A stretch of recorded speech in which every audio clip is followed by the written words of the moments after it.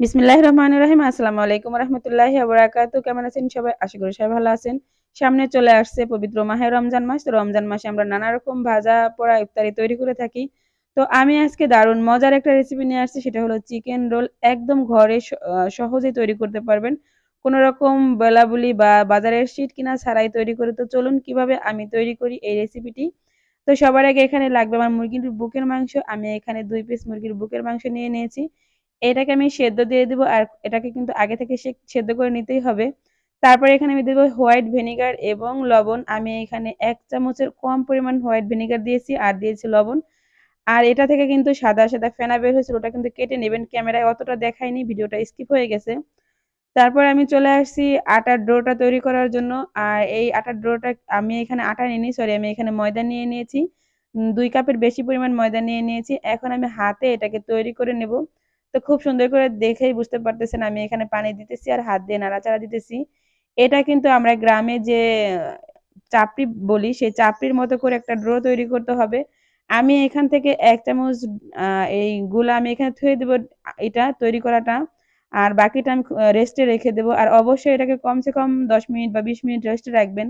তো রেস্টে রাখতে, রাখতে এই ফাঁকে আমি এখানে সবজি রেডি করে নিয়েছি। দেখুন এখানে আমি নিয়ে নিয়েছি গাজর, পাতাকপি এবং আলু ও মটরশুঁটি। তো আপনারা চাইলে যেকোনো এক ধরনের নিতে পারেন সবজি, আবার চাইলে আরো অনেক রকমের বাজারে সবজি পাওয়া যায়, ফুলকপি বা অন্যান্য অনেক রকমের, তো ওইগুলো নিতে পারেন। আর মুরগির মাংসগুলোকে আমি দেখুন কিভাবে কাঁটা চামচ দিয়ে ছাড়িয়ে নিলাম। তারপর চলে আসলাম সরাসরি রান্না করার জন্য। ভিতরের পুরটাকে আমি এখন রান্না করে নেব। তো সবার আগে আমি এখানে তেল দিয়ে দিয়েছি। আর তেলটা কিন্তু অবশ্যই অল্প করে দিবেন, যেহেতু এটা পরে আবার তেলে ভাজবো। রমজান মাসে কিন্তু তেলে প্রচুর ক্ষতি করে শরীরে, সেজন্য অবশ্যই তেলটার পরিমাণ একটু কমিয়ে দিবেন। তো তেলটা দেওয়ার পর দেখুন আমি পেঁয়াজগুলোকে দিয়ে দিছি। পেঁয়াজগুলো যখন কালারটা চেঞ্জ হয়ে আসবে, ঠিক এ পর্যায়ে আমি এখানে দিয়ে দেব ১/২ চামচ পরিমাণ আদা বাটা এবং রসুন বাটা। এটা দিয়ে আমি খুব সুন্দর করে একটু নেড়েচেড়ে ভেজে নেব, যাতে কাঁচা গন্ধটা চলে যায়। যেহেতু আমি এইখানে কোনো পানির, আজকের এটা রান্নাটায় কোনো রকম কোনো পানি ব্যবহার করব না। তারপরে এখানে আমি দিয়ে দিলাম লবণ। লবণটা দিয়ে একটু নেড়েচেড়ে মিশিয়ে নেব। লবণটা দিয়ে নেড়েচেড়ে মিশিয়ে নেওয়ার পরে এখানে আমি এক, এক করে গুঁড়া মসলাগুলো দিয়ে দেব। আর চুলার জালটা কিন্তু অবশ্যই কমিয়ে রাখবেন, না হলে কিন্তু মসলা দিলে পুড়ে যাবে। তো সবার আগে আমি এখানে দিয়ে দিলাম মরিচ। আর ঝালটা কিন্তু অবশ্যই বুঝে শুনে দিবেন। আর রমজান মাসে কিন্তু ঝাল তেমন একটা শরীরের জন্য ভালো না। আমি এখানে ২ টা কাঁচামরিচ এভাবে কুচি করে দিয়েছি, আর দিয়েছি ১/২ চামচ মরিচের গুঁড়া।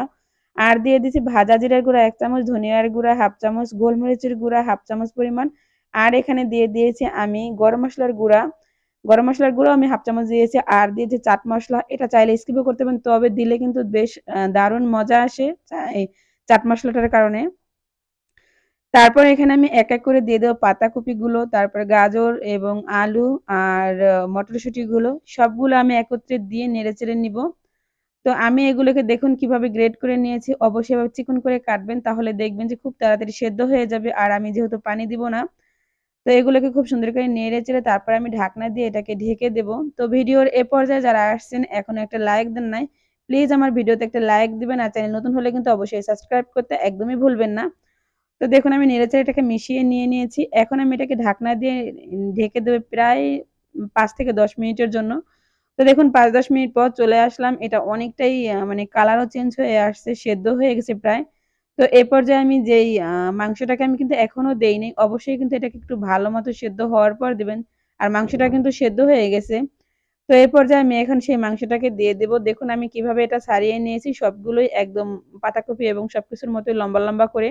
ঠিক এরকম করে দিলে কিন্তু ভিতরের পুরটা দেখতেও সুন্দর হয়, আবার খেতেও কিন্তু দারুণ মজা হয়। আর গরম মসলার গুঁড়াটা কিন্তু অবশ্যই দিবেন। তাহলে খুব সুন্দর একটা ফ্লেভারও পাবেন। আপনি যখন রান্না করবেন তখনই একটা সুন্দর ঘ্রাণ পাবেন। তো এখন আমি খুব সুন্দর করে এটাকে নেড়েচেড়ে মিশিয়ে নেব এই ইসের সাথে। আপনারা চাইলে কিন্তু এখানে সসও দিতে পারেন। তবে আমি কোনো সস দেইনি। যেহেতু আমরা খাবারের সময় এটা সস দিয়েই খাবো, তাই আমি আর এখানে কোনো রকম কোনো সস দিলাম না। তো এখন আমি ঢাকনা দিয়ে আরো এটাকে প্রায় ৪-৫ মিনিট এটাকে রান্না করে নেব একটু সেদ্ধ হওয়ার জন্য। তো চলে আসলাম ৪ থেকে ৫ মিনিট পর, দেখুন একদম প্রায় কালারটা চেঞ্জ হয়ে গেছে, রান্নাটাও হয়ে গেছে। লাস্টে যেটা দিয়ে দেব সেটা হলো ধনিয়া পাতা। ধনিয়া পাতা দিয়েই কিন্তু চুলাটা অফ করে দিবেন। কারণ ধনিয়া পাতা দেওয়ার পর আর এখানে জাল দিতে হবে না। কিন্তু খুব সুন্দর করে নেড়েচেড়ে মিশিয়ে দিবেন, যাতে ধনিয়া পাতাটা একদম মিশে যায়। তো তারপরে আমি চলে আসলাম পরবর্তী প্রসেস। এটাই হলো মেইন। আর এখানে দেখুন আমি ১/২ চামচ, আমি যে চামচটা নিয়েছি এই চামচের হাফ চামচ করে করে আমি দিব, কারণ একদম পাতলা পাতলা করে তৈরি করতে হবে এই শীটগুলো। যেহেতু দেখুন একদম আর তেল কিন্তু আমি দেই নাই। আর এই ফ্রাই প্যানে দিলে কি হয়, এটা তেল দিতে হয় না, একদম উঠে যায় দেওয়া মাত্রই।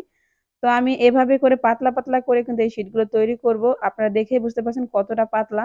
তো আমি আরো একটা আপনাদের দেখে বুঝাইতেছি।